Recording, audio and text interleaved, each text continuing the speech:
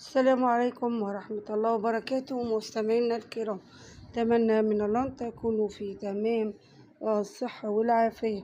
لو أول مرة بتتابعونا على القناة من فضلك اشترك في القناة وفعل زر الجرس ليصلك كل جديد. إليكم نشرة أخبار مصر اليوم. حوادث، عناوين: اتهامات في انتظار الحسم، ماذا تواجه سارة خليفة أمام القضاء؟ بين قانون العقوبات وجرائم الإنترنت القيد والوصف الكامل لاتهامات تلاحق شبكة القاضي المزيف. تفاصيل: إحالة صاحب محل جنايات بتهمة هتك عرض طفل. تفاصيل: القبض على تاجر المزاج قبل ترويجه الاستروكس في الجيزة.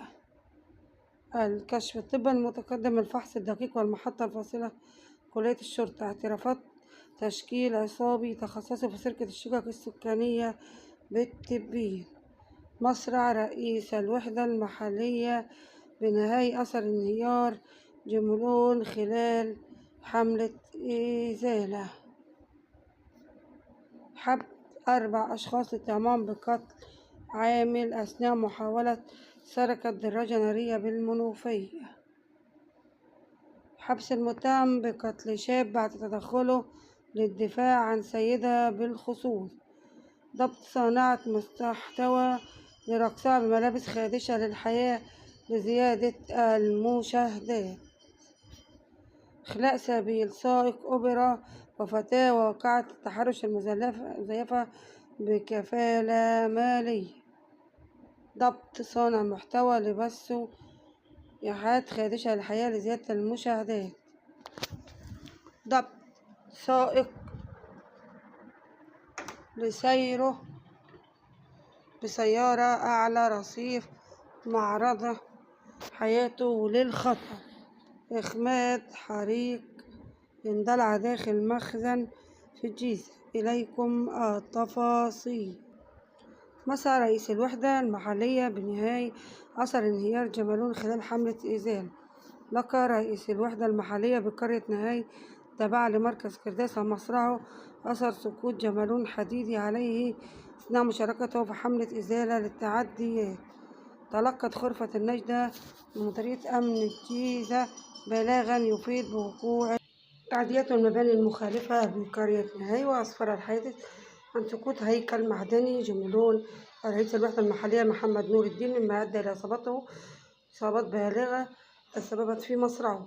تم نقل جسمين إلى المستشفى، واستمع رجال المباحث لأقوال شهود عيان لكشف ملابسات الحادث وتحرير محضر بالواقعة.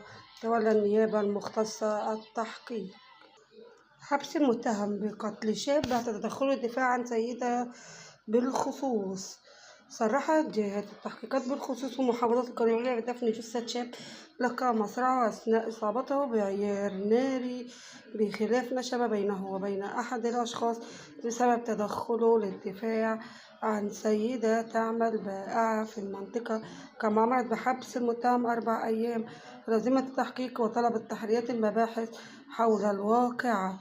بالغ للأجهزة الأمنية بالواقعة. تلقت مديرية أمن القليوبية اخطارا من مدير إدارة المباحث بحث الجنائي بالقليوبية يفيد واردا بالغ لرئيس مباحث قسم شرطة الخصوص بحدوث مشاجرة بين شابين أسفرت عن مقتل أحدهما. انتقال فوري. لجنة المباحث كشفت تفاصيل الواقعة. انتقل على الفور ضابط المباحث إلى مكان البلاغ، وبفحص تبين المجني عليه عاطف ألف تدخل للدفاع عن سيدة صاحبة فرش بعدما نشب بينها وبين المشدة كلامية من المتهم شدة كلامية، فانصرف الأخير من المكان قبل أن يعود بعد وقت قصير حاملا سلاحا ناريا ويطلق النار على المجني عليه، ما أسفر عن وفاته في الحال. ضبط المتهم واتخاذ قبل أن يعود بعد وقت قصير حاملا سلاحا ناريا ويطلق النار على المجني عليه، ما أسفر عن وفاته في الحال. ضبط المتهم اتخاذ الإجراءات القانونية. عقب تقنين الإجراءات تم ضبط المتهم بمواجهته، وأقر بارتكاب الواقعة وتحرر محضر بالواقعة. وتولت النيابة وتولت النيابة التحقيق. السلام عليكم ورحمة الله وبركاته مستمعينا الكرام. السلام عليكم ورحمة الله وبركاته مستمعينا الكرام. أتمنى من الله أن تكونوا في تمام الصحة والعافية. لو أول مرة بتتابعونا على القناة من فضلك اشترك في القناة وفعل زر الجرس ليصلك كل جديد. إليكم نشرة أخبار مصر اليوم. حوادث. عناوين: اتهامات في انتظار الحسم، ماذا تواجه سارة خليفة أمام القضاء؟ بين قانون العقوبات وجرائم الإنترنت القيد والوصف الكامل لاتهامات تلاحق شبكة القاضي المزيف. تفاصيل: إحالة صاحب محل جنايات بتهمة هتك عرض طفل. تفاصيل: القبض على تاجر المزاج قبل ترويجه الاستروكس في الجيزة. الكشف الطبي المتقدم، الفحص الدقيق والمحطة الفاصلة كلية الشرطة. اعترافات تشكيل عصابي تخصصي في سرقة الشقق السكانية بالتبين. مصرع رئيس الوحدة المحلية بنهاية أثر انهيار جملون خلال حملة إزالة. حبس 4 أشخاص للتهمهم بقتل عامل أثناء محاولة سرقة دراجة نارية بالمنوفية. حبس المتهم بقتل شاب بعد تدخله للدفاع عن سيدة بالخصوص. ضبط صانعة محتوى لرقصها بملابس خادشة للحياة لزيادة المشاهدات. إخلاء سبيل سائق أوبرا وفتاة واقعة التحرش المزيفة بكفالة مالية. ضبط صانع محتوى لبثه إيحاءات خادشة للحياة لزيادة المشاهدات. ضبط سائق لسيره بسيارة أعلى رصيف معرضة حياته للخطر. إخماد حريق اندلع داخل مخزن في الجيزة. إليكم التفاصيل. مسعى رئيس الوحدة المحلية بنهاية أثر انهيار جملون خلال حملة إزالة. لقى رئيس الوحدة المحلية بقرية نهاية تابعة لمركز كرداسة مصرعه أثر سقوط جملون حديدي عليه أثناء مشاركته في حملة إزالة للتعديات. تلقت غرفة النجدة من مديرية أمن الجيزة بلاغا يفيد بوقوع تعديات المباني المخالفة بقرية نهاية، وأسفر الحادث عن سقوط هيكل معدني جملون رئيس الوحدة المحلية محمد نور الدين، مما أدى إلى إصابات بالغة تسببت في مصرعه. تم نقل الجثمان إلى المستشفى، واستمع رجال المباحث لأقوال شهود عيان لكشف ملابسات الحادث وتحرير محضر بالواقعة. تولى النيابة المختصة التحقيق. حبس المتهم بقتل شاب بعد تدخله الدفاع عن سيدة بالخصوص.